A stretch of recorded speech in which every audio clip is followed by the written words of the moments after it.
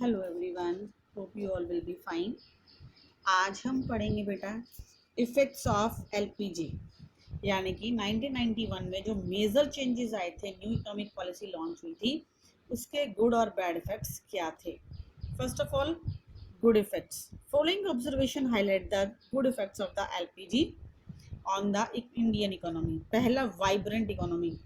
Before this our economy was in stagnant position. Stagnant थी क्योंकि growth नहीं हो रहा था, इंपोर्ट्स लिमिटेड थे, एक्सपोर्ट्स लिमिटेड थे, अर्थव्यवस्था जो है वो पटरी से उतर चुकी थी और कोलैप्स करने वाली थी या कोलैप्स ही हो चुकी थी। जब आपके पास 15 दिन के लिए ही फॉरेन एक्सचेंज है, फॉरेक्स है, तो आप किसी भी नई चीज़ के बारे में नहीं सोच सकते। आपके सामने एक बहुत बड़ी समस्या आकर खड़ी हो गई है। So no doubt, due to LPG के अप्लाई करने के बाद हमारी अर्थव्यवस्था जो है वो गतिमान हो गई। Indian economy has definitely become a more vibrant economy, क्योंकि जीडीपी का जो लेवल है वो एलपीजी पॉलिसी से पहले बहुत कम था और इसके बाद ओवरऑल ग्रोथ होने लगा। एलपीजी की पॉलिसी अप्लाई होने के बाद, लिबरलाइजेशन, प्राइवेटाइजेशन और ग्लोबलाइजेशन पॉलिसी अप्लाई होने के बाद हमारी अर्थव्यवस्था जो है वो पटड़ी पर आ गई और ग्रोथ रेट जो है वो 8% पर एनम तक आ गया। Stimulant to industrial production. LPG policy have worked as a great stimulant to industrial production in the Indian economy. It is owing to these policies that IT industry in India has achieved global recognition. ये policy, इसी policy का effect था, LPG policy का ही effect था कि IT industry के अंदर पूरी दुनिया ने भारत का लोहा माना। विश्व स्तर पर भारत ने अपनी एक पहचान बनाई। हम लोग largest IT sector engineers provide कर रहे थे पूरी दुनिया को। इवन कि माइक्रोसॉफ्ट को इतनी ऊंचाइयों तक पहुंचाने वाले भी भारतीय इंजीनियर्स ही थे। That is because of LPG policy. Check on fiscal deficit, maintaining fiscal deficit, क्योंकि वित्तीय घाटा बहुत ज़्यादा बढ़ गया था और जब ये पॉलिसी शुरू हुई उसके बाद एक्सपोर्ट इंपोर्ट हमारा इंक्रीज होने लगा और धीरे धीरे हमारा घाटा जो है वो कम होकर 3.5% तक आ गया। Increase in foreign exchange reserves. No doubt, जब हमारी स्थिति खराब हो रही थी उस समय हमारे पास केवल $6 बिलियन बचे थे। लगभग 15 दिन के व्यापार के लिए केवल इतना ही पैसा बचा था। Declaration of foreign ex reserve was one of the compelling reason for the government to shift to LPG policy. ये जो फॉरेन एक्सचेंज कम बचा था हमारे पास, फॉरेन रिजर्व हमारे पास जो कम बचा था, ये मेन कारण था जिसकी वजह से सरकार ने एलपीजी पॉलिसी को अडॉप्ट किया था। अगर फॉरेन एक्स हमारे पास प्रॉपर क्वांटिटी के अंदर होता तो हम शायद इस पॉलिसी पे नहीं फोकस करते, नहीं आते, लेकिन फॉरेन एक्सचेंज घट रहा था इसीलिए हमने फोकस किया और as a result, thanks to this policy, foreign exchange reserve जो 1991 में लगभग $6 बिलियन था, now it is 579.346 billion US dollar. Good amount of foreign exchange. जब आपके पास फॉरेन एक्सचेंज बहुत ज़्यादा होता है तो इंटरनेशनल मार्केट में आपकी एक धाक होती है, आपकी एक छाप होती है, आपका एक रुतबा होता है और आपका इकोनॉमिक कॉन्फिडेंस होता है और विदेशी जो हैं, विदेशी कंपनियां भी आपके देश में इन्वेस्ट करने के लिए तैयार होती हैं, अच्छे इन्वेस्टर्स आपको मिलते हैं। Check on inflation. owing to a great flow of goods and services in the economy, rate of inflation has been lowered. In the year 2011-12, 2013-14, inflation was in the range of 6 to 9% per annum. LPG policy की वजह से ही हमारा 2011, 12, 13, 14 में inflation rate जो है वो 6 to 9% तक रहा। फॉर ईयर 2021-22 आरबीआई ने एस्टिमेट किया था इन्फ्लेशन और भी कम हो जाएगा 4.1 to 4.4% तक। It may be noted that high inflation leads to rise in interest rate. जैसे जैसे इन्फ्लेशन बढ़ता है, महंगाई दर बढ़ती है, तो उसका असर इंटरेस्ट रेट के ऊपर पड़ता है और इंटरेस्ट रेट भी बढ़ जाता है। इंटरेस्ट रेट बढ़ने की वजह से प्रोडक्शन कॉस्ट इंक्रीज होती है, अकॉर्डिंगली ग्रोथ रेट इज, जिसका इफेक्ट ग्रोथ रेट के ऊपर पड़ता है। तो इन्फ्लेशन कम रहेगा तो वो अर्थव्यवस्था के लिए फायदेमंद रहेगा और एलपीजी की वजह से हमारा इन्फ्लेशन रेट जो है वो घट रहा है। Next consumer sovereignty. अब कंज्यूमर ओरिएंटेड गुड्स मिलने लगे थे, यानी कि जब ग्लोबलाइजेशन हुआ तो फोकस मेन था कंज्यूमर के ऊपर फोकस किया गया। वो चीज़ें जिसकी रिक्वायरमेंट कंज्यूमर कर रहा है वही प्रोड्यूस की जाएंगी, वेदर दे आर। अब जब ज़्यादा क्वांटिटी के अंदर चीज़ें प्रोड्यूस की जाएंगी तो नो डाउट वो सस्ती होंगी। इसी वजह से एलपीजी पॉलिसी की वजह से विदेशी कंपनियां हमारे यहाँ पर व्यापार के लिए आई और मार्केट में कंज्यूमर्स को लॉट्स ऑफ गुड्स अवेलेबल हुए at the very cheap cost, कम से कम कीमत पर लोगों को, कंज्यूमर्स को बहुत ज़्यादा प्रोडक्ट्स अवेलेबल हो रहे थे। Consumer sovereignty has expanded over time. This is evident from the fact that a large variety of goods and services from the diverse global market are now within the easy reach of the buyers. आसानी से world market जो चीज़ें थी, global market की जो चीज़ें थी या इंटरनेशनल या दूसरे कंट्रीज की जो चीज़ें थी वो हमारे देश में आसानी से मिलनी शुरू होगी। एग्जाम्पल देखिए, चाइनीज़ लड़ियाँ 25 रुपये में आपको अवेलेबल हो रही है, लेकिन उससे पहले एलपीजी से पहले ये संभव नहीं था, बड़ी महंगी होती थी और ये केवल रेंट पर मिलती थी। Next is flow of private foreign investment. जैसे जैसे ये इस पॉलिसी की वजह से ही हमारे देश में प्राइवेट फॉरेन इन्वेस्टमेंट जो है वो बहुत तेजी से बढ़ा, क्वांटम जंप आया एलपीजी पॉलिसी की वजह से देश में फॉरेन इन्वेस्टमेंट का। Domestic economy was not generating enough of surplus for investment for री इन्वेस्टमेंट। भारतीय कंपनियां जो हैं वो एक्स्ट्रा प्रोडक्शन नहीं कर पा रही थी और इसी वजह से जो घरेलू अर्थव्यवस्था थी उसमें इतना सरप्लस प्रोडक्शन नहीं हो रहा था and indigenous technology was getting absolve. और जो भारतीय टेक्निक थी वो पुरानी हो चुकी थी, इसलिए जब प्राइवेट इन्वेस्टर्स ने इन्वेस्ट किया और उस टेक्निक से जब प्रोडक्शन होने लगा तो नो डाउट प्रोडक्शन बहुत तेज़ी से बढ़ा। It is significant to note that private foreign investment is often accompanied with innovative techniques of production. Recognition of India as an emerging economic power. It is owing to LPG policy and the consequent rise in the overall of economic activity that India is now being recognized as an emerging economic power in the world. This recognition, partially by developed nations of the world, not only raise India's economic rank in the world but also boost confidence of the global investor in Indian economy. जैसे जैसे भारत में investment बढ़ रहा था, economic activities तेज हो रही थी, अंतर्राष्ट्रीय स्तर पर भारत की आर्थिक क्षेत्र में एक विशेष पहचान बनती जा रही थी। एज ए रिजल्ट जो विदेशी व्यापारी थे उनका भारत में निवेश पर विश्वास और ज़्यादा बढ़ने लगा, मजबूत होने लगा कि अगर वो अपना पैसा यहाँ पर लगाएंगे तो उससे उन्हें लॉस बियर नहीं करने पड़ेंगे, उन्हें प्रॉफिट ही होगा। A shift from monopoly market to competitive market.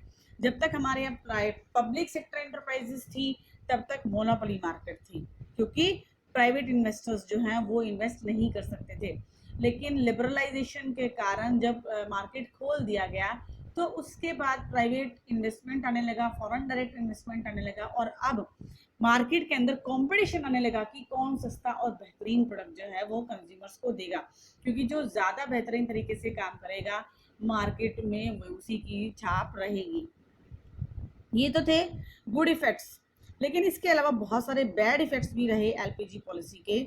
सबसे पहले नेग्लेक्ट ऑफ एग्रीकल्चर। डब्ल्यूटीओ की कंडीशन थी कि हम एग्रीकल्चर के सेक्टर को सब्सिडी देना बंद कर दें। As a result agriculture sector जो है वो नेग्लेक्ट किया जाने लगा और भारत जैसे गरीब देश में जहाँ पर मोस्टली पॉपुलेशन एग्रीकल्चर सेक्टर में इन्वॉल्व है, ये नेग्लेक्शन हमारे लिए सही साबित नहीं हुआ। Second, fall in investment. Agriculture subsidy बंद होने के बाद सरकार ने डब्ल्यूटीओ की टर्म्स के अकॉर्डिंग एग्रीकल्चर सेक्टर को नेग्लेक्ट करना शुरू किया और उसमें इन्वेस्टमेंट भी करना बंद कर दिया। एज रिजल्ट नई रिसर्च होनी बंद हो गई। इंफ्रास्ट्रक्चर सेक्टर जो इरिगेशन, पावर, रोड्स, इनके ऊपर पैसा खर्च होना बंद हो गया और ग्रीन रेवोल्यूशन की वजह से सरकार देश ने जो तरक्की देखी थी अब वो आकर स्टेगनेंट हो चुकी थी, उसमें कोई अब नया सुधार देखने को नहीं मिल रहा था। विड्रॉल ऑफ सब्सिडी, सरकार ने सब्सिडीज देनी बंद कर दी थी। फर्टिलाइजर्स, केमिकल्स, एग्रीकल्चर टूल्स के ऊपर सरकार के द्वारा पहले सब्सिडी दी जाती थी, लेकिन एलपीजी पॉलिसी अडॉप्ट करने के बाद ये टर्म्स और कंडीशंस थी कि हम इस सेक्टर को सब्सिडी प्रोवाइड नहीं करेंगे। कट इन इंपोर्ट ड्यूटीज को घटा दिया गया था। जो अंडर डेवलप्ड कंट्रीज थे उन्होंने डब्ल्यूटीओ के प्रेशर में आकर एक जो ये ट्रेड बायर्स हैं इनको हटा दिया था, इंपोर्ट ड्यूटीज को हटा दिया था। लेकिन जो डेवलप्ड कंट्रीज हैं उन्होंने हाई इंपोर्ट ड्यूटीज लगा दी थी, यानी कि हमारे यहाँ से कोई चीज़ जाएगी तो वो वहाँ पर महंगी होगी और वहाँ से कोई चीज़ आएगी तो हमारे यहाँ पर सस्ती बिकेगी। एज ए रिजल्ट इन लोगों ने जो बाहर के विदेशी एग्रीकल्चर प्रोडक्ट्स थे वो सस्ते थे तो उनको खरीदना शुरू कर दिया और भारतीय जो चीज़ें थी वो बिकनी बंद हो गई। शिफ्ट इन क्रॉपिंग पैटर्न, अब सस्टेन क्रॉपिंग से हम लोग कमर्शियल फार्मिंग पे आ गए थे। नो डाउट कमर्शियल फार्मिंग अच्छी है, लेकिन उसकी वजह से खाद्यान्न के अनाज का उत्पादन कम होने लगा और हमें इंपोर्ट करना पड़ा एक एग्रीकल्चर इकोनॉमी होते हुए भी। Slow down in industrial growth slow पड़ने लगी क्योंकि बहुत सारे सेक्टर ऐसे हैं, इंडस्ट्रीज ऐसी हैं जो एग्रीकल्चर से रिलेटेड हैं, क्योंकि बहुत सारी इंडस्ट्रीज को एग्रीकल्चर सेक्टर जो है रॉ मटेरियल प्रोवाइड करता है और बहुत सारी इंडस्ट्रीज ऐसी हैं जो एग्रीकल्चर टूल्स का निर्माण करती हैं। लेकिन जब एग्रीकल्चर सेक्टर में ग्रोथ कम हुई तो उसका सीधा असर देखने को मिला इन सेक्टरों के ऊपर जो डायरेक्टली एग्रीकल्चर सेक्टर से रिलेटेड थे। No doubt main unemployment, globalisation has increase, globalisation बढ़ता जा रहा था। The influx of foreign investment and foreign technology बढ़ती जा रही थी। अब नई टेक्नोलॉजी जो थी उससे जीडीपी प्रभावित हो रही थी, जीडीपी बढ़ रही थी, लेकिन एट द सेम टाइम ये वो समय था जब एम्प्लॉयमेंट अपॉर्चुनिटीज जो है वो बिल्कुल खत्म हो गई, क्योंकि लेबर सेविंग टेक्निक्स जो हैं उनकी वजह से लोगों को रोजगार से हाथ धोने पड़े, लोग जॉबलेस हो गए। लेबर इंटेंसिव टेक्निक की बजाय कैपिटल इंटेंसिव टेक्निक का इस्तेमाल किया जा रहा था, चीज़ें हाथ से बनाने की बजाय मशीनों से बन रही थी, इसीलिए अनएम्प्लॉयमेंट की समस्या बढ़ती गई।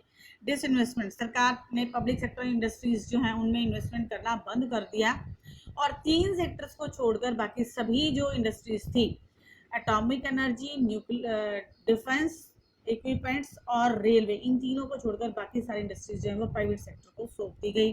सरकार के डिसइन्वेस्टमेंट की वजह से ये पब्लिक सेक्टर एंटरप्राइजेज जो है वो लगातार लॉस में चली गई। फिस्कल पॉलिसी, घाटा लगातार बढ़ता जा रहा था।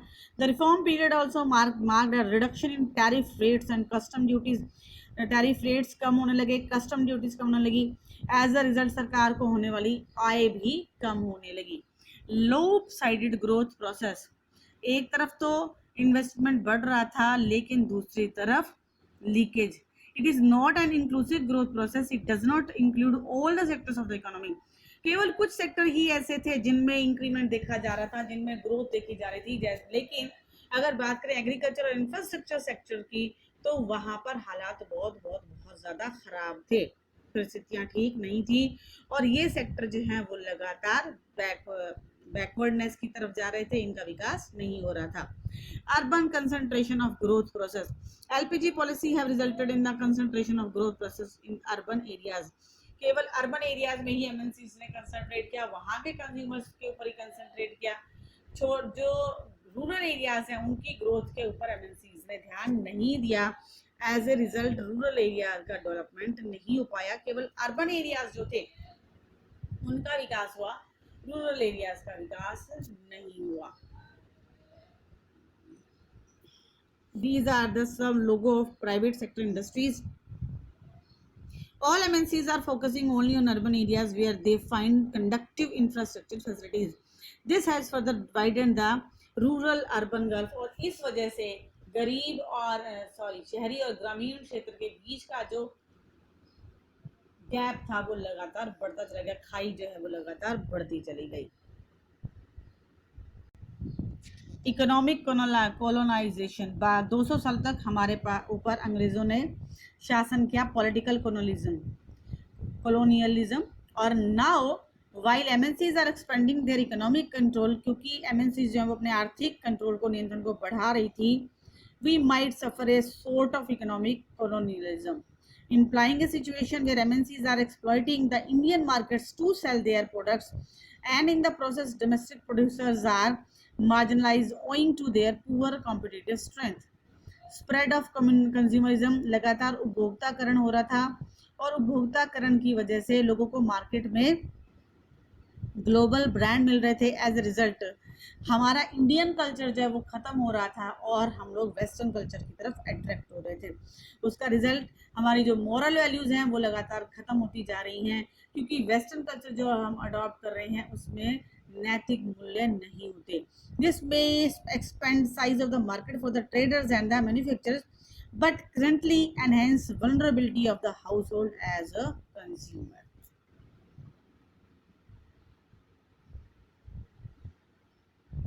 तो इस तरह से हमने देखा कि कैसे लिबरलाइजेशन, प्राइवेटाइजेशन और ग्लोबलाइजेशन का इफेक्ट हमारे देश के ऊपर पड़ा और कैसे धीरे धीरे जो है उसकी वजह से हमारे इकोनॉमी के अंदर बहुत सारे चेंजेस आए, फॉरेन एक्सचेंज रिजर्व बढ़ा, उसके अलावा ग्लोबल मार्केट जो है वो बनी और हमें वर्ल्ड क्लास चीज़ें इस्तेमाल करने के लिए मिली।